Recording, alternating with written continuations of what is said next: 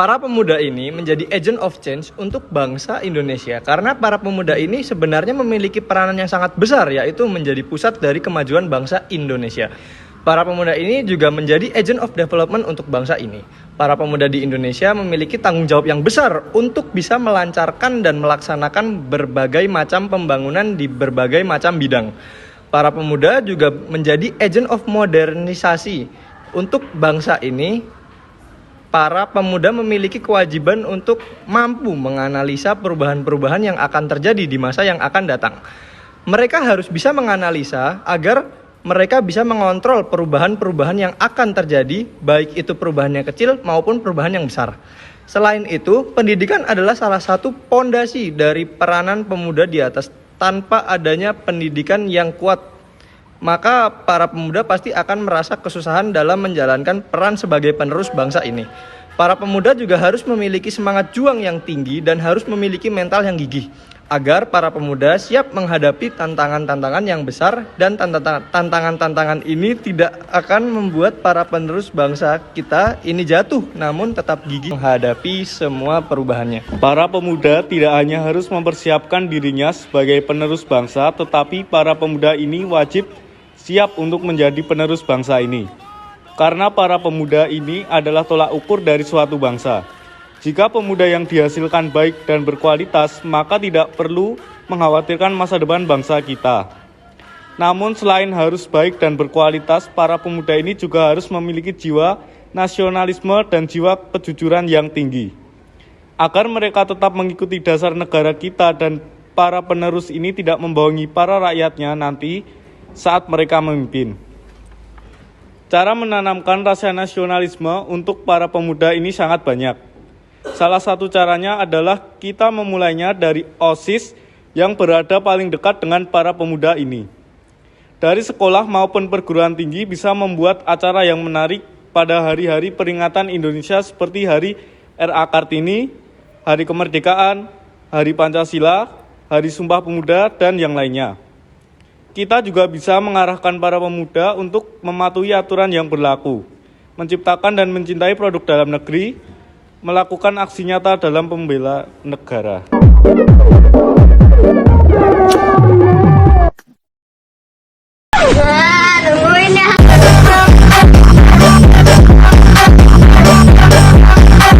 Kita harus bisa membuat para pemuda ini bangga dengan negara Indonesia dengan mengenalkan budaya yang beragam, agar mereka bisa menjaga kelestarian lingkungan, agar lingkungan Indonesia menjadi lebih bersih dan terpelihara.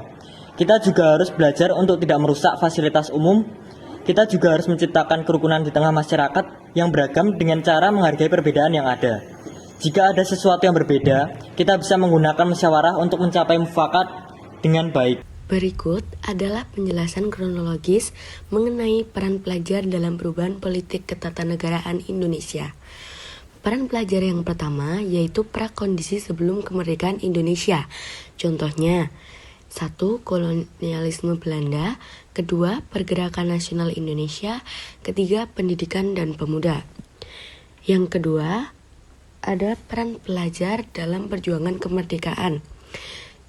Pertama, saat aktivisme pelajar. Contohnya, partisipasi dalam organisasi pemuda, demonstrasi dan unjuk rasa, serta peran pers dalam gerakan. Kedua, ada saat kontribusi pendidikan. Contohnya, perguruan tinggi dan sekolah-sekolah. Ketiga, penentuan peran dalam Kabinet Soekarno. Pada era Orde Baru di Indonesia, tahun 1966 hingga 1998, peran pelajar memiliki beberapa aspek yang tercermin dalam konteks politik, sosial, dan pendidikan.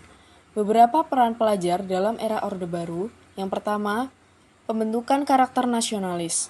Yang kedua, pendidikan ideologi Pancasila. Ketiga, organisasi pelajar yang terkontrol. 4. Aktif dalam kegiatan gotong royong. 5. Penguatan nilai keagamaan dan moral.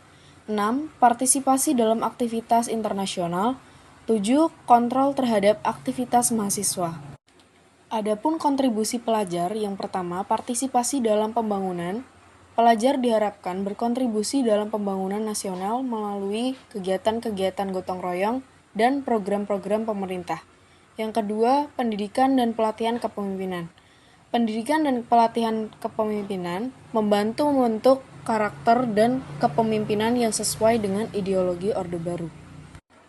Ketiga, patriotisme dan nasionalisme. Pelajar diberi pendidikan yang menekankan nilai-nilai nasionalisme dan cinta tanah air, mendukung kesatuan dan persatuan bangsa. Dalam berkontribusi dan berperan aktif, pelajar juga menemukan tantangan antara lain.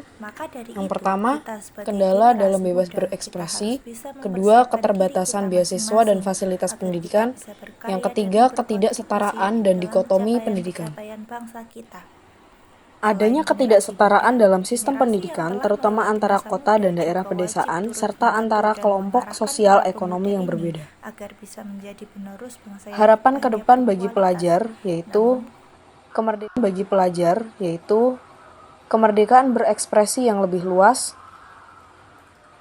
pendidikan yang merata dan berkualitas, pemberdayaan pelajar sebagai agen perubahan, kebebasan berorganisasi dan aktivisme.